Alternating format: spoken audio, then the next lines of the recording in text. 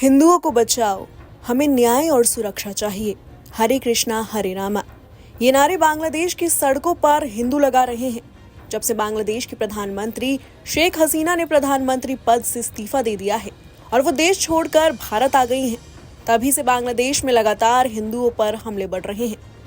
हिंदुओं के घर और बिजनेस पर हमला किया जा रहा है।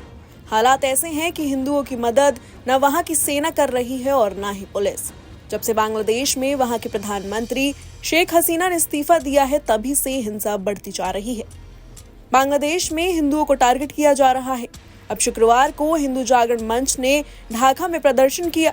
बांग्ला अखबार ढाका ट्रिब्यून के मुताबिक शाहबाग चौक पर हजारों हिंदू जमा हुए और हिंसा के खिलाफ आवाज उठाई। उन्होंने हरे कृष्णा हरे रामा का नारा भी लगाया।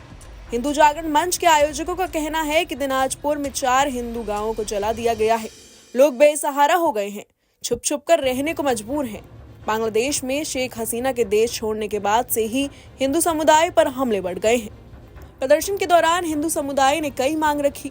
उन्होंने अल्पसंख्यक मंत्रालय की स्थापना, अल्पसंख्यक संरक्षण आयोग का गठन, अल्पसंख्यकों के खिलाफ हमलों को रोकने के लिए सख्त कानून बनाने और संसद में अल्पसंख्यकों के लिए 10% सीटें रखने की मांग की। प्रदर्शनकारियों ने हिंसा से प्रभावित लोगों के लिए मुआवजा भी मांगा। इसके अलावा तोड़े गए मंदिरों को फिर से बनाने की भी मांग की। प्रदर्शनकारियों ने कहा कि वो इस देश में पैदा हुए हैं, ये उनके पूर्वजों की जमीन है, ये देश उनका भी उतना ही है। वो भले ही यहाँ मार दिए जाएं, फिर भी अपना जन्म स्थान बांग्लादेश नहीं छोड़ेंगे। अपना अधिकार पाने के लिए सड़कों पर रहेंगे।